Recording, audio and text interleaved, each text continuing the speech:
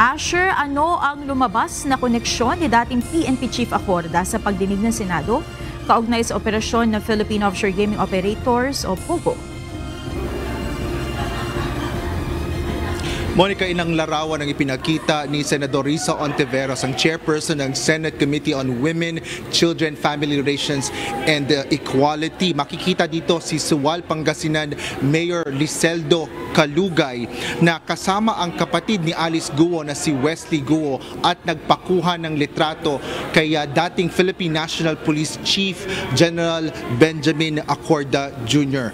Ayon kay Mayor Calugay, binisita lang nila si Acorda dahil gustong magpakuha ng litrato ang mga kasama niya sa nooy bagong PNP chief.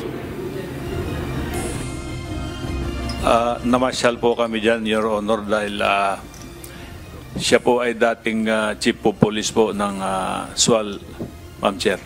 Sino po ang dating Chief of Police? Si General Acorda po. Sa SWAL? Opo, Ma'am Chair. Hindi ko alam yun And saan po itong kinuhang litrato nung sabi nyo pumasyal lamang kayo? Saan ito? Sa Camp Crame po. Sa Camp Crame. Okay, tama ba na unang mga araw nila iyon bilang Chief PNP? Hindi ko na po matandaan, Your Honor, kung unang araw po, Ma'am Chair. Tinanong din ni Senador Ontiveros si Alice Guo at Cassandra Leong kung nalalaman nila ang dahilan ng pagsama ni Wesley Guo, ngunit itinanggi nilang may alam sila kaugnay nito. Maging si Tony Yang na isang negosyanteng itinuturing konektado rin sa operasyon ng illegal POGO, may larawan din kasama si Acorda noong hindi pa siya PNP chief. Paliwanag ni Yang, kilala lang nito ang maging ang ibang pang mga dating PNP regional officers sa Cagayan de Oro City dahil sa seguridad ng kanilang negosyo. Samantala, iniharap naman ni Senador Ontiveros ang isa pang kasama sa naturang larawan na si Roderick Carolino, ahente ng isang construction supply. Tumistigo ito na nakikipagtransaksyon si Mayor Calugay para sa negosyo ng pamilya ni Alice Guo. Ngunit ayon sa mambabatas, taliwas ito sa nauna ng pahayag ng alkalde na tumangging may business transaction sa pagitan nilang dalawa ni Alice Guo. Si Ma'am Cheryl po yung unang katransaction ko. Kaso nahirapan po ako sa pagkikipag-transact sa kanya dahil hindi niya po kabisado yung mga sizes po ng bakal. Okay. So si Mayor po mismo yung kausap ko about po sa mga quantity at sizes po. Dahil sa mga panibagong impormasyon na lumabas sa pagdinig ng Senado ngayong araw, sinabi ni Senador Ontiveros na hindi pa ito ang huling pagdinig ng komite kay Alice Guo at iba pang mga resource person. I had a hope that this would be the last hearing, but there are revelations that warrant further investigations and individuals whose side needs to be heard. In the interest of fairness, General Acorda will be invited to the next hearing.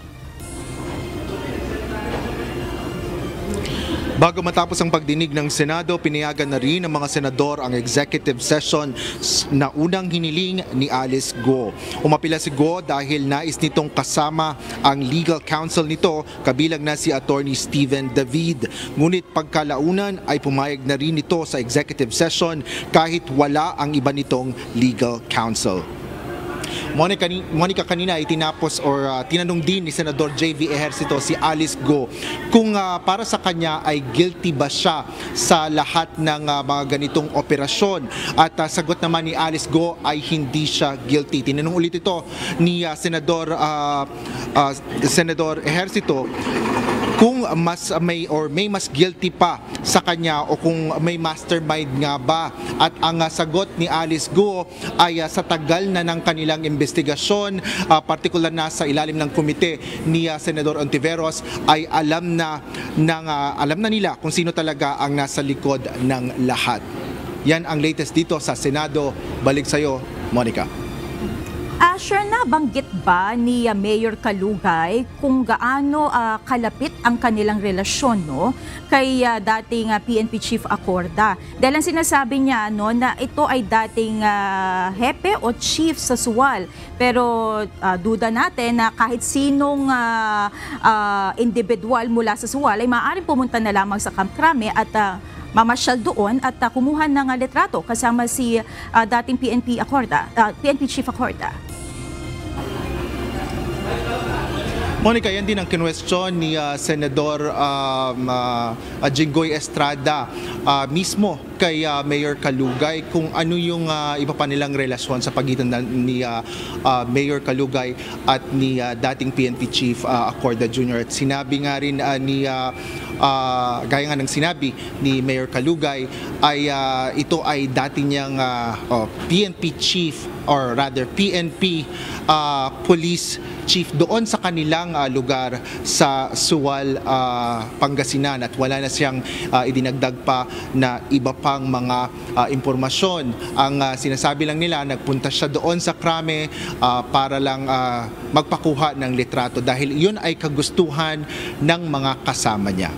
Monica. Alright, maraming salamat. Asher Cadapan Jr. live na nag-uulat mula sa Senado.